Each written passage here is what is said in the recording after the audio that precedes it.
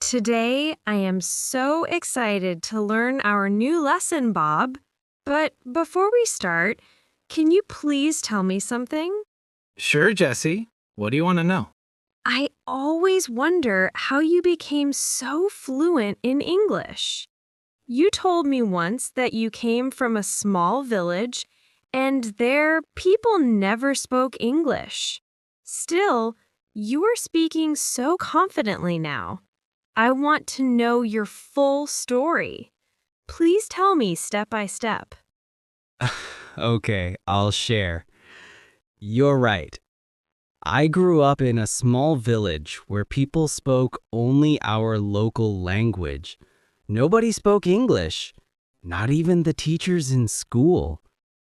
We just learned grammar rules from books, but we never practiced speaking. Same here. That's why I'm struggling now. But you're speaking like a city boy. How did you do it? Thank you.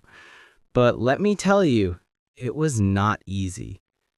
At first, I was very nervous. I used to feel shy when I tried to speak. People laughed at me. Some friends even said, "Why are you wasting your time? You'll never speak English." Really, Bob? People said that? Yes, Jesse. But I didn't give up. I thought, if others can do it, then I can do it too. I just needed the right method. And what was that method? Did you go to coaching classes? No, that's the interesting part.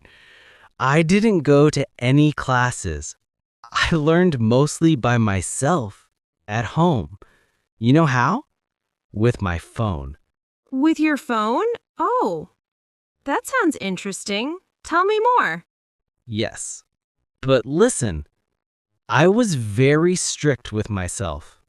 First thing, I decided not to waste time on social media. I deleted Instagram, I didn't open Facebook, and I used WhatsApp only for important messages.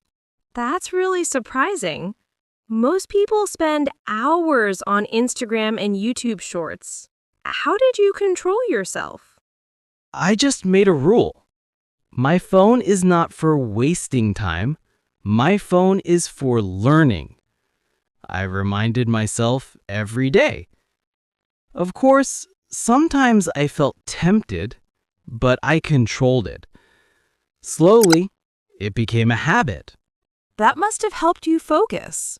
Exactly, Jesse. I wanted to improve my English, so I used my phone only for two things: Google and YouTube. Only Google and YouTube? Nothing else? Yes, these two were enough for me. On Google, I searched for new words. I typed things like meaning of excited with examples, or pronunciation of opportunity. I read the sentences, I practiced aloud, and I repeated until I remembered. Oh, so you didn't just memorize the word, you also used it in a sentence. Yes, that's very important. For example, if I learned the word journey, I didn't just remember the meaning. I said sentences like, "My journey to school is long," or "Learning English is my journey." This made the word stay in my mind. That's really smart. And what about YouTube? On YouTube, I watched animated videos. Not movies or complicated shows, just simple animated videos.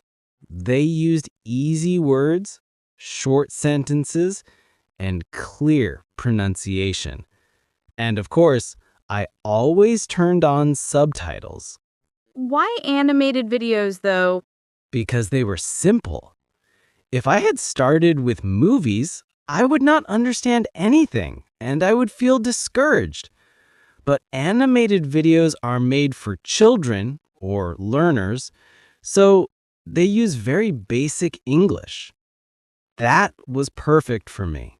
Oh, now I understand. Did you watch them daily? Yes, I watched 3 to 4 videos a day, but I didn't just watch once. I watched one video 3 to 4 times. First time with subtitles, second time without subtitles, and sometimes I even paused and repeated sentences aloud. That must have improved your listening and speaking. Exactly, Jesse. Slowly, my ears got used to English sounds and my mouth got used to speaking English sentences.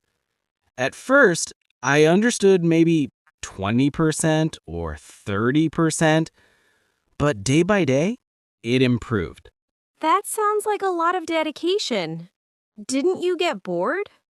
Honestly, sometimes yes, but I reminded myself why I was learning. I wanted to speak English fluently. I wanted to get better opportunities. That motivation kept me going. You are right. Motivation is very important. I also feel motivated when I see your progress. Thank you. And you are already on the right track. Now you have just started and you have learned past tense. And it's 4 types even. Yes, now I am quite good at past tense. And I also practice sentences like, I went to school. She ate an apple. And they were playing. Perfect. That's exactly how I also started. Grammar gives us the base. But along with grammar, you must listen and speak daily. That's how it becomes natural. I see. So I should not only study grammar, I should also practice speaking and listening. Yes. Think of it like this. Grammar is the skeleton, and speaking is the flesh. Without both, the body is incomplete. Nice example, Bob. Thanks. Okay, so now I'm very curious. You said you used Google for words and YouTube for videos, but how did you manage your time? Did you follow some daily routine? Yes, Jesse. I made a very simple routine. Nothing too complicated. I divided my day into 3 parts: morning, afternoon, and evening. That sounds interesting. Tell me what you did in the morning first. In the morning, when my mind was fresh, I learned new words. I didn't try to learn too many at once. I picked only 3 to 5 words daily. For each word, I checked the meaning, pronunciation, and example sentences. And then you made your own sentences, right? Exactly. That was the key. If I only memorized the meaning, I would forget after 1 or 2 days. But when I made my own sentences, I used the word in my own life, so it stayed in my memory. Can you give me one example? Sure. Let's say the word was opportunity. I saw the meaning, a chance to do something. Then I read example sentences like, he got an opportunity to study abroad. After that, I made my own sentence. Learning English gives me many opportunities. I repeated it 3 or 4 times. That's really smart. So your morning practice was about words. What about afternoon? Afternoon was my listening and speaking time. That's when I watched YouTube videos. I searched things like easy English story with subtitles or daily English conversation simple. Did you take notes while watching, Bob? Sometimes yes, but mostly I focused on listening carefully. I watched one short video, maybe 10-15 minutes long, but I watched it 3 or 4 times. First with subtitles, then without. If I didn't understand something, I paused and repeated. So you didn't just watch for fun, you watched to study. Exactly. That's the difference. Many people watch English videos, but they don't focus. They just watch once and forget. But I treated it like a lesson. I like that. And what about the evening? Evening was my self practice time. I stood in front of a mirror and spoke to myself in English. Spoke to yourself? That must have felt strange. Yes, at first it felt very strange. I thought, am I crazy talking to myself? But slowly it became fun. I would describe my day in English. For example, today I woke up at 6 a.m. I ate bread and tea for breakfast. I went to the market. I studied English words. Simple sentences, but very useful. Oh, I can try that too. Yes, the mirror practice helped me gain confidence. I looked at myself, I practiced pronunciation, and I improved my fluency little by little. So your daily routine was morning words, afternoon videos, evening self-practice. That's very systematic. Yes, and at night before sleeping, I quickly revised the words I learned in the morning. It took just 5 minutes. That way I didn't forget them. Wow, that's amazing. But didn't you ever feel lazy? Like, oh, today I don't want to study. Of course, many times. I'm human too. But I reminded myself of my goal. I wanted to speak English fluently. I wanted to improve my life. So I said, just 10 minutes. Let's do it. Once I started, I often continued for longer. That's a good trick. Start small, then continue. Yes, consistency is more important than long study hours. Even 30 minutes daily is enough if you do it regularly. That makes me feel better because sometimes I feel like I must study for 3 to 4 hours, but then I get scared and do nothing. Exactly. Don't pressure yourself. Just focus on small steps every day, like learning 5 words and watching one short video. Slowly, it builds up. You're right.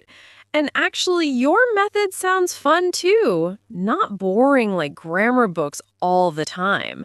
Yes, I made it enjoyable because if learning feels like a punishment, you won't continue. But if it feels fun, you'll do it naturally. I agree. So now I think I will also make a daily routine like yours. That's great. Start simple. Learn a few words in the morning, watch a video in the afternoon, and practice speaking in the evening. And don't forget to revise at night. Thank you so much. This sounds practical and possible. You're welcome. Remember, the phone can be a teacher or a time waster. It depends on how you use it. Yes, from now on, my phone will be my English teacher, not my distraction. That's the spirit. You know what, Bob? I realized something today. It's not just about grammar and vocabulary, right? There must be something more that helped you speak so fluently. You're absolutely right. Grammar and words are important, but they're not enough. What really helped me was creating an English environment around me. English environment? But you said you were in a village where no one spoke English. How did you create that environment? Exactly, Jesse. No one around me spoke English, so I had to create it myself. I did small things every day to surround myself with English. Oh, tell me all the tricks. I really want to know. Okay, first thing, I started thinking in English. Normally, we think in our mother tongue. For example, if I wanted to say, I am hungry, I first thought in my local language and then translated. That takes time. So I trained my mind to think directly in English. Wow, that sounds difficult. How did you do it? At first, I did it with small sentences, like, I am tired, I am happy, I will go outside. Whenever I had a thought, I tried to frame it in English. Slowly, my brain got used to it. That's a smart idea. I should try that too. Yes. The second thing I did was talking to myself. Remember I told you about mirror practice? That was part of my environment. I spoke to myself as if I was speaking to another person. Like role play? Exactly. For example, I pretended I was in a shop. Hello, how much is this? Then I answered myself, it's 5 rupees. It sounds funny, but it worked. That's so cute. But it must have really helped you practice conversation. Yes, it did. And then another trick, I labeled objects in my room. I took small pieces of paper and wrote words like mirror, table, chair, bottle, window. I stuck them on those objects. Oh, so every time you looked at the object, you saw the English word. Exactly. It created an English atmosphere in my room. Whenever I looked around, I saw English words, not just local language. That's amazing. I never thought of that. It's very effective. And one more thing, I changed the language of my phone settings to English. That way, every time I opened my phone, I saw English words, settings, gallery, messages, camera. It became normal for me. Ah, I see. So you surrounded yourself with English everywhere. Yes. And of course, I avoided distractions. I never scrolled endlessly on Instagram or YouTube. If I opened YouTube, it was only for learning videos. I didn't allow myself to watch random entertainment. That must have required a lot of discipline. Yes, but I told myself, do I want temporary fun or do I want permanent improvement? That thought kept me away from useless scrolling. I like that line. Temporary fun versus permanent improvement. Yes, Jesse. And finally, I also practiced writing in English. For example, when I wrote my diary, I wrote in English. Even if I made mistakes, I wrote. It gave me more practice. So your environment was thinking in English, speaking to yourself, labeling objects, phone in English, avoiding distractions, and writing diary. Exactly. Those little steps created a big environment for me. It felt like I was living with English every day, even in my small village. That's incredible. Honestly, I never thought someone could create such an environment at home without any teacher. Trust me, you can. You don't need to be in London or America to learn English. You can build your own mini English world wherever you are. I love that idea. From today, I will also label objects in my room, change my phone language, and start thinking in English. Good. Start small. Even if you label just 5 objects today, it's progress. And I'll try mirror practice too. Maybe I'll laugh at myself at first, but it sounds fun. Yes, you'll laugh, but then you'll enjoy it. Trust me, you'll improve quickly. Thank you, Bob. Talking to you is so inspiring. I'm happy to share. Remember, environment is the secret.